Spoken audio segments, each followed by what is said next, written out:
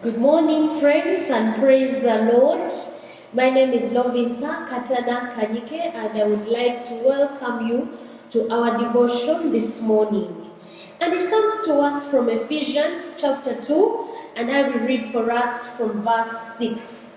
And this is what it says: And God raised us up with Christ and seated us with him in the heavenly realms in Christ Jesus, in order that in the coming ages he might show the incomparable riches of his grace expressed in his kindness to us in Christ Jesus. For it is by grace you have been saved, through faith, and this is not from yourselves. It is the gift of God, not by works, so that no one can boast. For we are God's workmanship, created in Christ Jesus to do good works which God prepared in advance for us to do. Now, I want us to reflect briefly upon this morning, these few verses, but it will make better sense if we started from the beginning of the chapter, from chapter 2. Now, if you read verses 1 to 5, this is what it says, friends.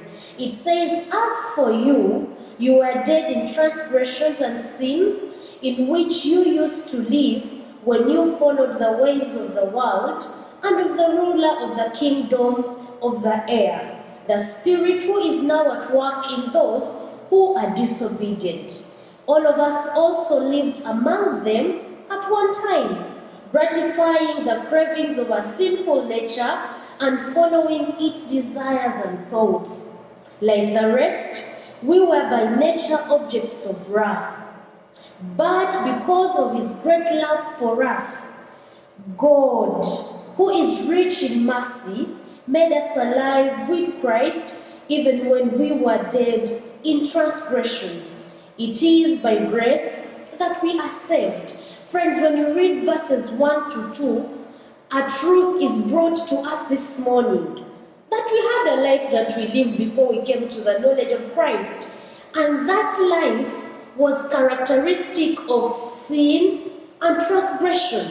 In the life we had before, we are told that we followed the ways of the world. We followed the ruler of the kingdom of this world.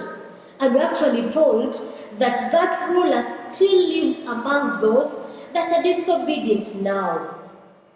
We are told that the life we live now is a life different from the life we lived then. Then, before we came to the knowledge of Christ, friends, we lived by gratifying our cravings of our sinful nature. We followed our own desires and thoughts. It was a filthy life, a life without God in the picture. But as I come to verse 4, friends, it is very interesting because there is a but. Yes, we lived such a filthy life, but, praise the Lord, we are told in verse 4, but because of his great love for us. Now, we lived a life that did not bring glory and honor to God, but because of the love that God has for us, we are told he had mercy on us. And because of this mercy that God had on us, our life was transformed. We left the old life that we lived, and we now got a new life in Christ Jesus. We are told in verse 5 that when Christ came into play, when Christ came in the picture of our lives, we were made alive with him. Remember, previously, we were dead in our sin and transgression. But as Christ comes into play, because of the mercy of God upon our lives, we were not dead, we were dead, but now we were made alive in Christ Jesus, because of the grace that God had upon us. And so the writer tells us this morning, it is by the grace of God that I have been saved. It is by the grace of God that you who is listening to me this morning has been saved. And verses 6, the portion that I want us to briefly think about, actually makes this point very clear. that once we were dead, but Christ comes to us and raises us up, and we are made to sit with him in heavenly realms. And the reason is given in order that in the coming ages he might show the incomparable riches of his grace expressed in his kindness to us in Christ Jesus. And friends, verse 8 emphasizes the fact that it is by the grace of God that we have been saved through faith. And I want us to note this morning that it is not for ourselves that we have been saved. It is not by ourselves that we have been saved. When we lived that life of filth, we did not have the power to save ourselves. But Christ came into play, and it is him that saved us, and he saved us not for our own selves, for himself. And so as we go through this day, I want us to understand the truth that our salvation is not one that we have worked at to receive. It is the work of Christ in us. It has nothing to do with our own efforts, because in our own efforts we failed and failed all over and all over again. And so friends, our salvation is a gift of God to us. It is not by works so that we can boast. And I want to think, probably if our salvation came from us, many would say, who is God? After all, I have saved myself. But friends, the word of God is reminding us this morning that we were not able to save ourselves. Only Christ did that saving on our behalf and for his own self. So our salvation is a gift of God to us that we have received because of his love for us, because of his mercy for us this morning. And so friends, I want us to think about the main point of this passage. And the main point is that the salvation that we have received is a gift from God.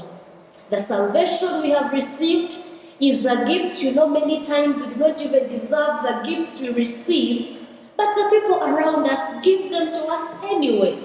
And so this gift of salvation is a gift that I did not deserve. It is a gift that I am certain you also did not deserve.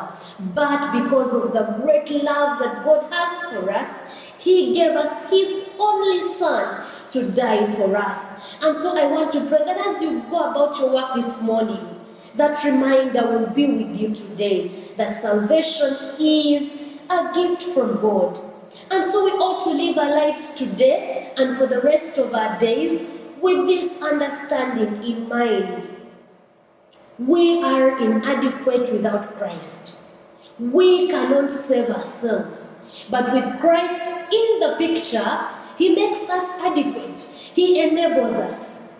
Now friends, because we received this gift by grace, God is calling us this morning and for the rest of our lives to live in the grace of God.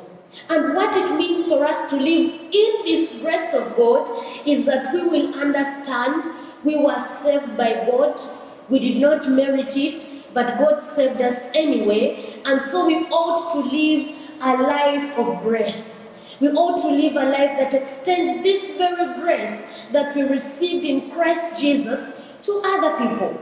I want to tell us that there are many people around us this morning that have not come to the knowledge of Christ, and they are still living the life we used to live, dead in sin and transgression, like we were before we came to the knowledge of Christ. But because of the love of God, we came to the understanding of who Christ is, and we got saved. And so friends, God is calling us this morning to understand that God, Christ, saved us, not for ourselves, but for himself. And this means we should live our lives in a way that brings glory and honor to his name, so that the people around us that are still dead in sin and transgression will also come to the knowledge of our Lord and Savior Jesus Christ this morning. We ought to extend the message of the saving grace of Christ to those around us. But this, for me, puts us in our right positions. Many times we think we have worked out our own salvation, but friends, salvation is a gift of God to us through Christ Jesus, because God loves us so much. So I want you to move out of your house as you go to your workplace this morning, remembering that you lived a life prior to coming to Christ. But thanks be to God, because of the love of God for us, Christ died for you and he made you alive. And so you live a new life that is in Christ Jesus. Remember, this life is governed by God and his word. Remember to fashion your life upon the virtues of our Lord Jesus Christ as you go about your work, but most importantly, remember to also share the good news of the saving grace of Christ to those around you. So may God bless you this day. May he protect you. May he daily remind you that it is only by grace that you have been saved. May the Lord bless you.